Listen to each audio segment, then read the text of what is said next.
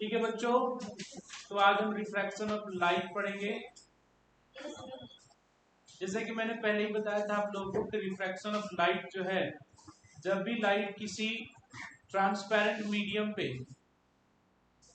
टकराती है तो वहां पे अपने पाथ को चेंज कर लेती है। लाइट के इस फिनोमिनन को हम लोग बोलते हैं रिफ्रैक्शन ऑफ लाइट बोलते हैं। क्या बोलते हैं हम लोग? लाइट बोलते हैं। जब भी लाइट एक मीडियम से दूसरे मीडियम में जाती है तो एक मीडियम से दूसरे मीडियम पे जाने पर ना, देखो जैसे सपोज करते हैं ये वाटर सरफेस है, इस तालाब में पानी ऐसे भरा हुआ है, ठीक है। तो दो ये हो गया आपका दो मीडियम। यहाँ पे ये जो लाइन होगी ना, इसके ऊपर एयर है और नीचे क्या है? वाटर है। इसके ऊपर क्या है? एयर और उसके नीचे क्या है? वाटर। ठीक है, ठीक। तो यहाँ पे दो मीडियम, इस लाइन को बोलते हैं इंटरफेस ऑफ द मीडिया। दो मीडियम के बाउंड्री को क्या बोलते हैं? Interface of the media. Interface of media मतलब कि यहाँ पे दो मीडियम अलग अलग हो। अब जब हम मॉलिक्यूल्स के आधार पर देखते हैं तो ये रेरर मीडियम है। ये क्या है? Rarer medium. और ये क्या है? डेंसर मीडियम है ना। डेंसर मतलब कि यहाँ पे मॉलिक्यूल्स बहुत ही पास पास में और वहां पे मॉलिक्यूल्स क्या है? बहुत ही दूर दूर। अब अगर लाइट रेज ऐसे आती है, अब मान के चलो कोई लाइट रेज ऐसे टकराई यहाँ पे, तो लाइट यहाँ पे ना इस मीडियम पे पड़ने के बाद ना अपने रास्ते में क्या कर लेगी? डेविएट हो जाएगी। अपने रास्ते पे क्या हो जाएगी? वो डेविएट हो जाएगी। ठीक है बात? ठीक है, आगे बात समझ में। अब यहाँ पे इस चीज को बोला जाता है नॉर्मल। क्या बोला जाता है? Normal.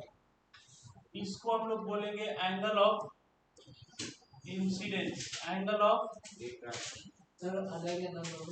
Angle of refraction, angle of incidence and angle of refraction.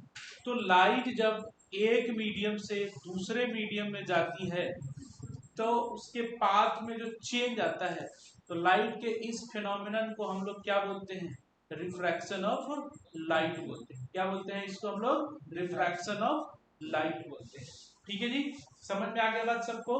चलिए लिखे तो अगला पॉइंट लिखिए। If light इंटर्स inter in denser medium, enters in denser medium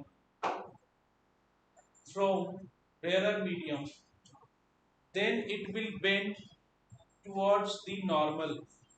Then it will bend towards the normal.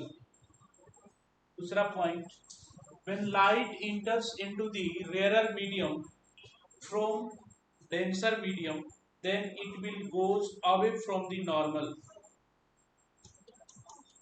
इसमें क्या हो गया? लाइट इधर की तरफ डेविएट हो गई, इसमें लाइट इधर की तरफ डेविएट हो गई। ठीक है, तो ये क्या हो गया? ये रेरर से डेंसर में गई है और इस केस में डेंसर से रेरर में गई। मतलब यहाँ पे हवा, एयर, यहाँ पे वाटर कर देता, यहाँ पे वाटर कर देता हूँ और यहाँ पे एयर कर देता हूँ। यहाँ पे क्या रीजन हुआ? यहाँ पे इसकी स्पीड घट गई। आप खुद समझो कि अगर भीड़ नहीं है, इक्का दुक्का आदमी दिखाई दे रहा है, तो तेज दौड़ोगे? और भीड़ में तेज दौड़ोगे क्या? नहीं। हाईवे पे गाड़ी चलाते हैं तो तेजी से चलाते हैं। जैसे किसी शहर में इंटर करते हैं तो हमारी स्पीड क्या हो जाती है? कम हो जाती है। सेम लाइट के साथ है। लाइट ऐसे रेरर मीडियम में जा रही है तो क्या होगा? तेज दौड़ेगी, और जैसे डेंसर में जाती है तो उसकी स्पीड घट जाती है। तो स्पीड घटने की वजह से ये क्या होगा? नॉर्मल की तरफ झुक जाएगी और स्पीड बढ़ने की वजह से नॉर्मल से दूर चली जाएगी। ये रीजन समझ में आ गया? जब भी light rarer to denser towards normal, denser to rarer away from the normal. आगे बढ़ते हैं। अब हम लोग को एक ऐसा कोई मैथमेटिकल टूल चाहिए जो ये डिफाइन करके बता सके कि कौन रेयर मीडियम है और कौन डेंसर है। आगे बात समझ में? हम लोगों को एक मैथमेटिकल टूल चाहिए जो बता सके कि कौन रेयर मीडियम है और कौन डेंसर मीडियम है। तो वो चीज डिफाइन करने के लिए हमारे पास रिफ्रैक्टिव इंडेक्स होता है। क्या होता है? Refractive index. रिफ्रैक्टिव इंडेक्स ही हमें बताएगा कि कोई मीडियम रेयरर है या कोई मीडियम डेंसर है। ठीक है? अगर रिफ्रैक्टिव इंडेक्स की वैल्यू ज्यादा मतलब जो मीडियम है वो डेंसर है, उसमें मॉलिक्यूल डेंस का मतलब क्या होगा?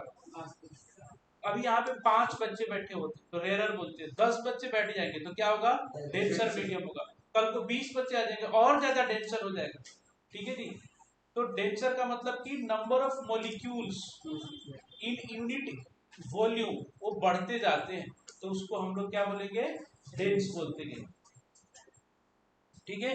तो अगला हेडिंग देते हैं refractive index. It is a unitless or dimensionless number which tell us about the medium such that how rarer and how denser। ये एक डायमेंशनलेस नंबर है जो हमें ये बताता है कि मीडियम कितना डेंस है और कितना रेयर है। ठीक है? डिनोटेड बाय n और refractive index n equals to speed of light in vacuum divided by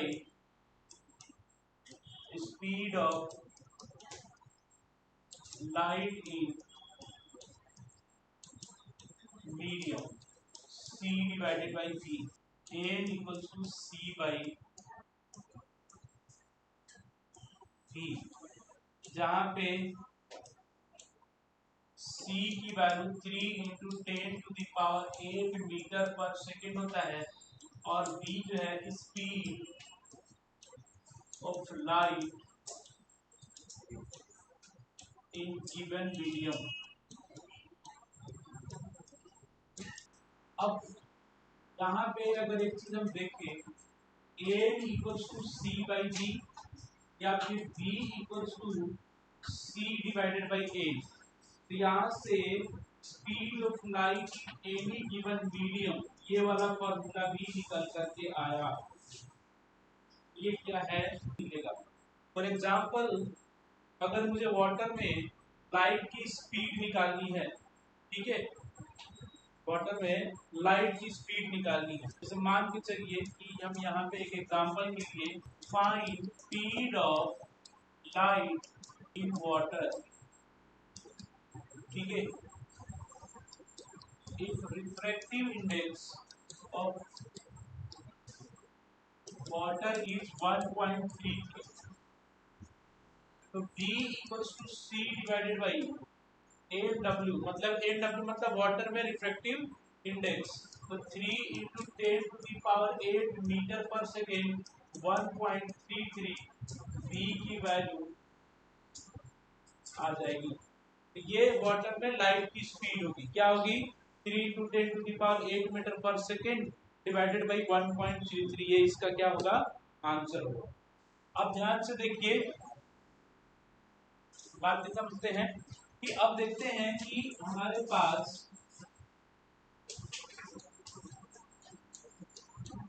E की value C divided by n आ गया, तो C तो कांस्टेंट रहता है, C थोड़ी ना बदलता है। C की वैल्यू क्या होती है? 3 इंटू 10⁸ मीटर पर सेकेंड। तो कहने का मतलब कि बेसिकली V इज inversely proportional to refractive index. क्या होता है रिफ्रैक्टिव इंडेक्स?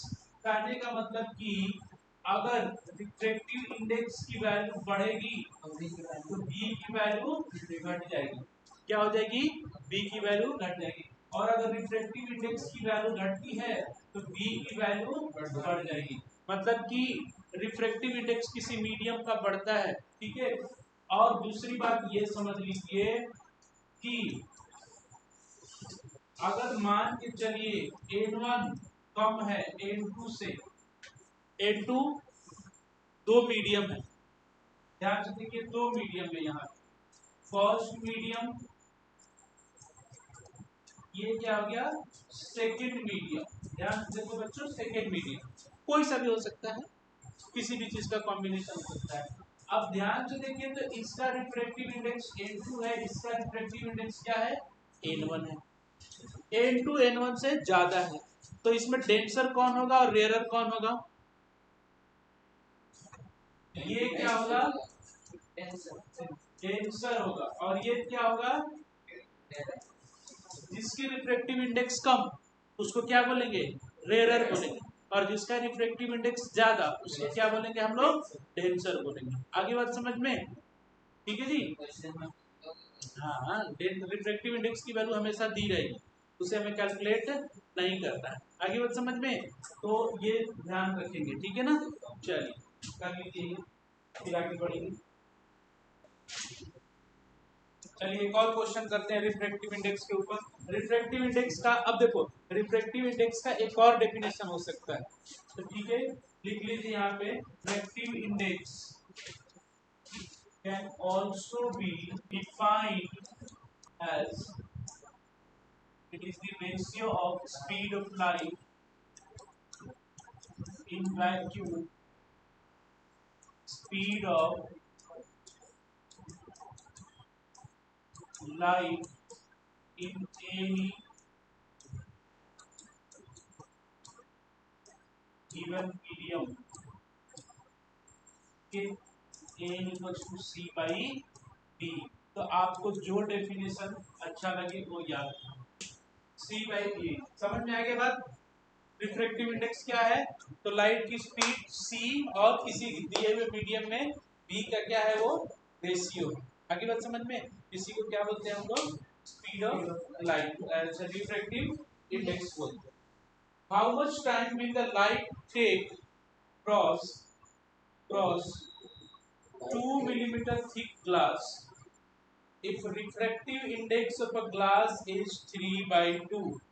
देखो जी बच्चों, मान के चलो कि कुछ ऐसा है हमारा ग्लास, 2 मिलीमीटर थिक ग्लास, ठीक है। तो ये कितना है बच्चों?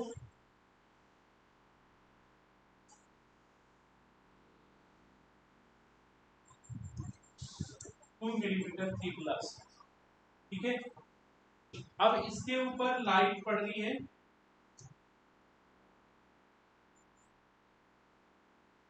अब लाइट मान के चलो कहीं यहाँ पे ऐसे निकल जाएगी, ठीक है।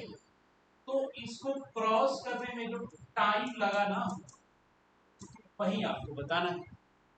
इसको क्रॉस करने में जो टाइम लगा वो क्या करना है आपको बताना है कि कितना लगा। अब बताओ टाइम इक्वल्स टू क्या होता है, स्पीड इक्वल्स टू क्या होता है डिस्टेंस अपॉन टाइम है। तो टाइम इक्वल्स टू क्या हो जाएगा डिस्टेंस अपॉन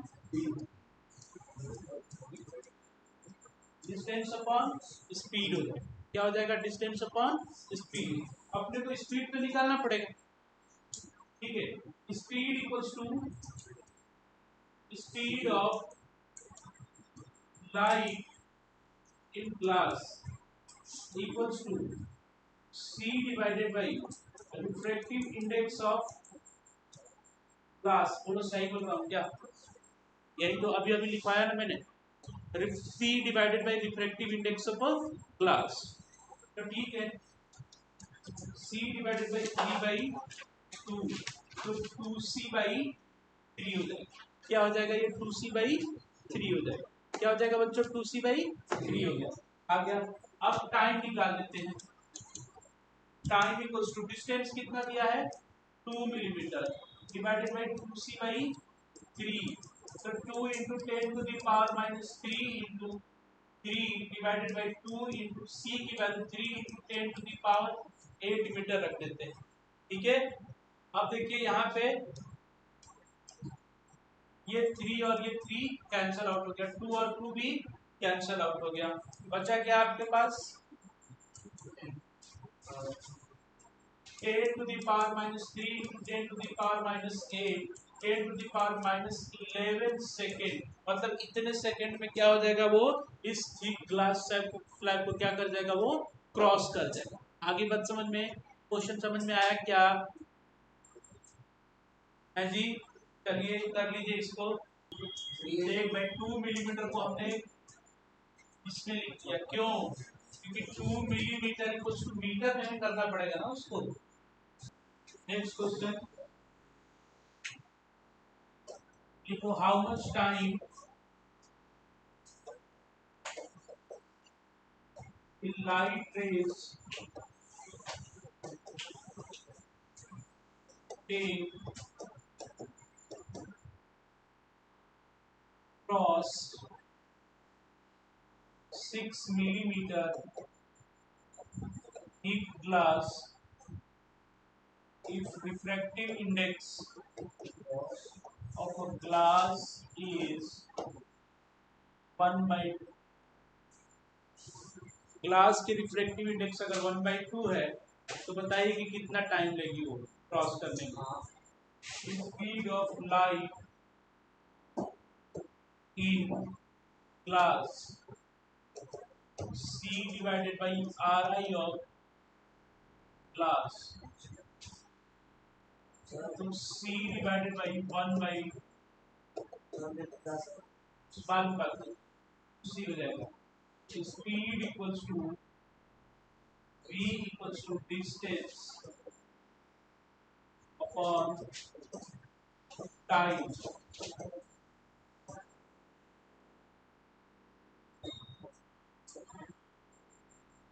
क्योंकि वो थिकनेस को क्रॉस कर रही है ना, तो डिस्टेंस की जगह थिकनेस आएगा। थिकनेस कितना है? 6 into 10 to the power minus 3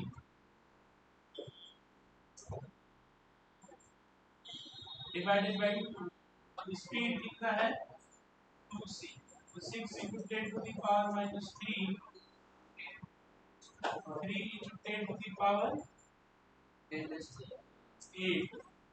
6 से 6 कट गया, 10 raise to the power minus 11 second, उतना ही आ जाएगा। अगला क्वेश्चन लिखो, देखो, if speed of a light in water is 2.25, if speed of light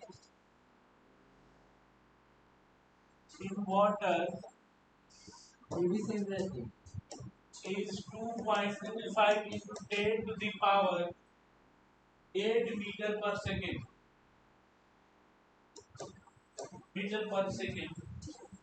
what is the refractive index of water? What is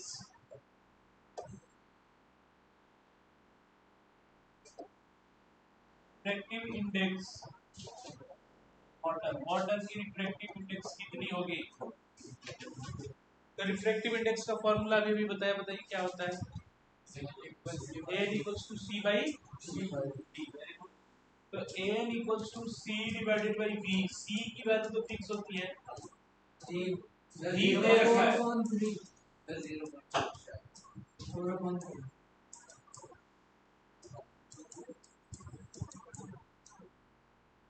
कितना जाएगा? 300/225।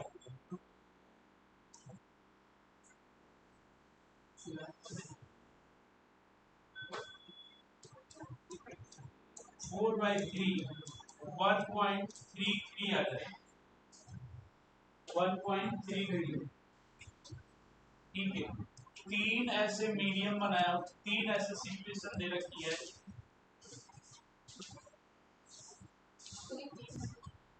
n1 n2 n1 n2 n1 n2। ठीक है, तो तीनों केसेस में आपको बताना है कि n1 n2 में क्या रिलेशन है।